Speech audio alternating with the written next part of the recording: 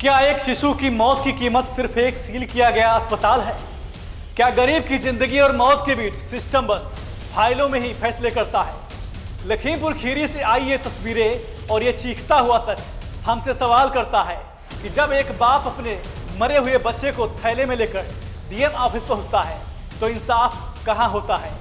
ये सिर्फ लापरवाही नहीं, एक परिवार की उम्मीदों की हत्या है।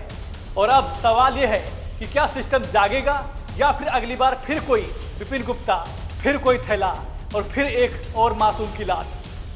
नमस्कार, आप देख रहे हैं न्यूज ट्रैक। मैं हूं आपके साथ संदीप तिवारी। लखीमपुर खीरी जिले के महेवागंज क्षेत्र में शुक्रवार का दिन एक पिता के लिए सबसे बड़ा दुखों का पहाड़ बनकर आया। जब हर पिता अपने नवजात को गोद में लेने की कल्पना करता है, उस वक्त विपिन गुप्ता नामक व्यक्ति अपने शिशु का शव थैले में रखकर जिलाधिकारी कार्यालय पहुंचा। यह घटना न केवल इंसानियत को झकझोर देने वाली है, बल्कि निजी अस्पतालों की मनमानी, सिस्टम की विफलता और आम आदमी की बेबसी की एक कड़वी तस्वीर भी पेश करती है।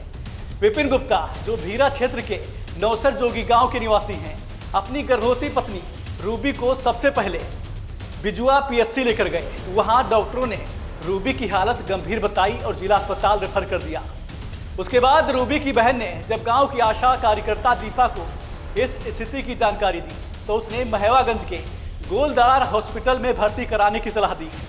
विपिन परेशान हालत में अपनी पत्नी और परिजनों को लेकर बुधवार देर रात करीब 2:30 बजे अस्पताल पहुंचता है। विपिन के अनुसार वहां मौजूद डॉक्टर हुक्मा गुप्ता और डॉक्टर मनीष गुप्ता ने सबसे पहले 25,000 रुपए की मांग की। विपिन के पास उस समय मात्र 5,000 रुपए ही थे, जो उसने जमा कर दिए। उसके बाद इलाज शुरू हुआ। इलाज के दौरान रूबी की तबीयत बिगड़ने लगी। विपिन का आरोप है कि बृहस्पतिवार को नर्स ने रूबी को जबरन अस्पताल से बाहर कर दिया, जबकि उसकी स्थिति बेहद नाजुक थी। रूबी को दूसरे निजी अस्पताल ले जाया गया, जहां डॉक्टरों ने बताया कि पहले अस्पताल में गलत दवा दी गई थी, जिससे गर्भ में ही शिशु की मृत्यु हो गई थी। रूबी का तत्काल ऑपरेशन कर मृत शिशु को बाहर निकाला गया। शुक्रवार दोपहर 12 बजे विपिन गुप्ता अपने मृत शिशु के शव को थैले में रखकर सीधे डीएम ऑफिस पहुंच गया। अधिकारियों की बैठक चल रही थी। जब उसने दरवाजा खोला और थैला खोला तो वहां मौजूद CDO Abhishek Kumar, CMO doctor संतोष गुप्ता और अन्य अधिकारियों के चेहरे पर सन्नाटा छा गया। विपिन बस एक ही बात दोहराता रहा, साहब बच्चे को जिंदा कर दो। इसकी मां को क्या जवाब दूंगा? ये सिर्फ शब्द नहीं, बल्कि एक बेबस पिता के दिल का दर्द था।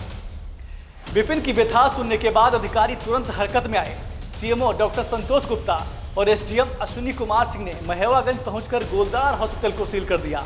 साथ ही वहां भर्ती 3 मरीजों को जिला महिला अस्पताल में शिफ्ट कर दिया गया।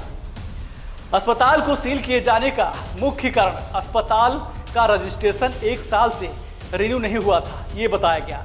जब पूरा मामला जिलाधिकारी दुर्गा शक्ति नागपाल के संज्ञान में आया तो उन्होंने न केवल मामले को गंभीरता से लिया, बल्कि पीड़ित परिवार को भरोसा दिलाया।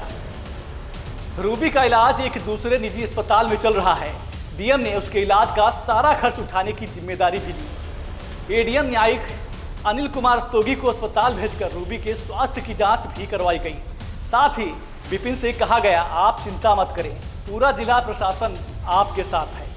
इस पूरे मामले पर अस्पताल संचालक डॉक्टर मनीष गुप्ता का कहना है कि मरीज में पहले से खून की कमी थी, ऑपरेशन मेरे अस्पताल में हुआ ही नहीं। प्रशासन ने एक तरफा कार्रवाई की, सीसीटीवी फुटेज से सच सामने आ जाएगा। उन्होंने ये भी कहा, विभाग समय पर पंजीकरण नवीनीकरण नहीं कर रहा, इसलिए उनके अस्पताल का रजिस्ट्रेशन रिन्यू नहीं हो पाया। वहीं इस दर्दनाक घटना ने कई सवाल खड़े कर दिए हैं। क्या आज भी गरीब व्यक्ति की जिंदगी की कोई कीमत नहीं? क्या बिना पंजीकरण और सही सुविधाओं के निजी अस्पताल आम लोगों की जिंदगी से खिलवाड़ कर सकते हैं? एक पिता के आंखों के आंसू क्या किसी कार्रवाई के लिए काफी नहीं है? जब अस्पताल का पंजीकरण 1 साल से नवीनीकृत नहीं था तो प्रशासन ने पहले कार्रवाई क्यों नहीं की? क्या किसी मौत का इंतजार था? हर साल दर्जनों अवैध अस्पताल बंद होते हैं, लेकिन नए अस्पताल बिना लाइसेंस के फिर खुल जाते हैं। आखिर ये खेल कब तक चलेगा? जब मौत सरकारी लापरवाही और निजी लालच का परिणाम हो तो इंसाफ कैसे मिलेगा? विपिन और रूबी की यह कहानी सिर्फ एक जोड़े की नहीं है, ये हर उस परिवार की कहानी है जो सिस्टम पर भरोसा करता है और बदले में आंखों में आंसू और हाथ में खाली उम्मीद लिए लौटता है। प्रशासन द्वारा तत्काल की गई कार्रवाई स्वागत योग्य है, लेकिन इससे ज्यादा जरूरी है कि निजी अस्पतालों की सख्त निगरानी, पंजीकरण की पारदर्शिता और सभी के लिए स्वास्थ्य सेवा की सुलभता।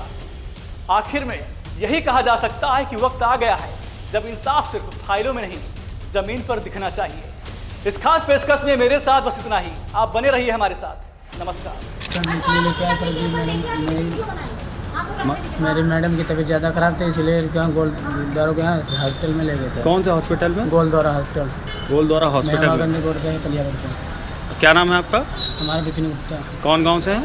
नौसर जोगी। ये कहाँ पड़ता है, किस तहसील में? ये उधर पड़ता है भीरा क्षेत्र में। ठीक।